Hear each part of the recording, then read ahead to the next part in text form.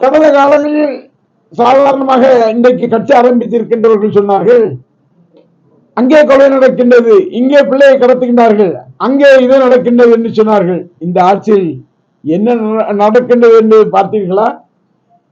கோவையில் நடந்தது என்னவென்று தெரியுமா? சென்னையில் நடந்தது என்னவென்று சொன்னா தெரியுமா? கொலைகள். இப்படி ஒவ்வொரு இடத்திலும் லாட்டரி சீட்டு, எல்லா பகுதியிலும் லாட்டரி சீட்டு விற்பது தெரியுமா? எல்லா இடத்திலும் கஞ்சா விற்கின்ற நிலை இருக்கின்றது இந்த அரசாங்கம் தெரியுமா? இந்த முதலமைச்சர் தூங்கி கொண்டிருக்கின்றாரா? இதுவரை தெருவில் நின்று வாய்க்கிலேயே பேசிய அந்த முதலமைச்சர் இந்த சம்பவங்கள்லாம் நடப்பதை இன்றைக்கு தூங்கி கொண்டிருக்கின்றாரா, அவர் எழுந்து இருக்கின்றாரா என்பதை இன்றைக்கு மக்கள் மன்றத்திலே பல பேரும் கேள்வி கேட்கின்ற நிலை வந்திருக்கின்றது.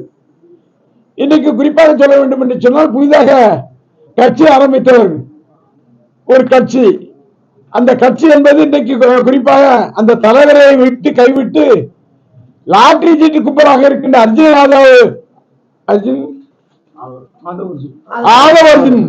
ஆதவர்ஜுன் தான் இந்த கட்சியை கைப்பற்ற போகின்றாரா என்று அந்த கட்சிக்காரர்கள் பேசிக் கொள்கின்றார்கள். அந்த கட்சிக்காரர்கள் உஷாரா இருக்கணும். எப்படி லாட்டரி சீட்டு பணத்தை இன்னைக்கு தமிழகத்தில் ஊடுருவ விட்டு இங்கே தமிழகத்திலே ஒரு பொம்மையான ஒருவரை உட்கார வைத்து விட்டு ஆட்சி நடத்தலாம் என்று கனவு காண்கின்ற நிலைகள் ஏற்படுகின்றது. ஆகவே அந்த கட்சியினுடைய தொண்டர்கள் எந்த தலைவருக்காக ஓட்டு போட்டார்களோ அந்த தலைவன் தான் ஆள வேண்டும் என்ற நிலைகளை நீங்கள் உருவாக்க வேண்டும். இன்னைக்கு ஒரு முதலமைச்சர் ஏதோ வருகிறார் போகிறாரே தவிர அறிக்கைகள் எல்லாம் யார் மூலம் வருகின்றது என்று சொன்னால், ஒரு ஆதவ அர்ச்சனா என்ற லாட்டரி சீட்டு மார்ட்டினுடைய கும்பலோடு மார்ட்டின் தன்னுடைய பணத்தை எல்லாம் இன்றைக்கு தமிழகத்தில் ஏற்றிருக்கின்றாரா என்று மக்கள் கேட்கின்ற வகையில் நடைபெற்று வருகின்றது. வெகு சீக்கிரத்தில் சொல்ல வேண்டும் என்று சொன்னால், லாட்டரி சீட்டும் தமிழ்நாட்டில் வந்துவிடுவோம் என்ற அச்சம் எங்களுக்கும் இருக்கின்றது, மக்களுக்கும் இருக்கின்றது.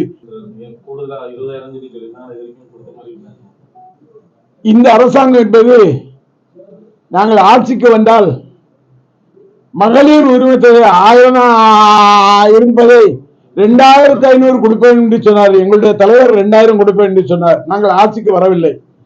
2500 கொடுப்பேன் என்று சொன்னால், இந்த 1000 கொடுப்பதையும் எங்களுடைய இளம் தலைவராக இருக்கின்ற மரியாதைக்குரிய இனிய சகோதரர் உதயநிதி ஸ்டாலின் அவர்கள் தான் 1000 கொடுக்க வேண்டும், அந்த மக்களை ஏமாற்ற விடாதீர்கள் என்று வலியுறுத்தியதால் 1000 கொடுத்தார்கள்.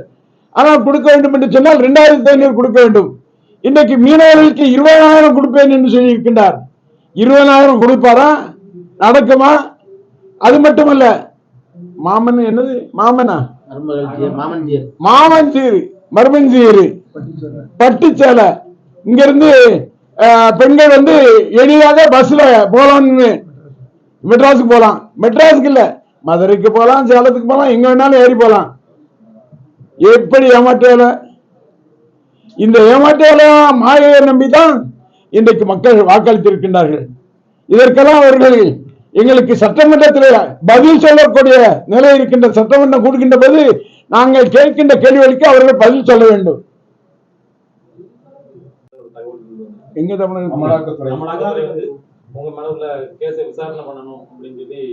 எந்த இதா இருந்தாலும் வந்து கோர்ட்டு தான் முடிவு பண்ணணும்.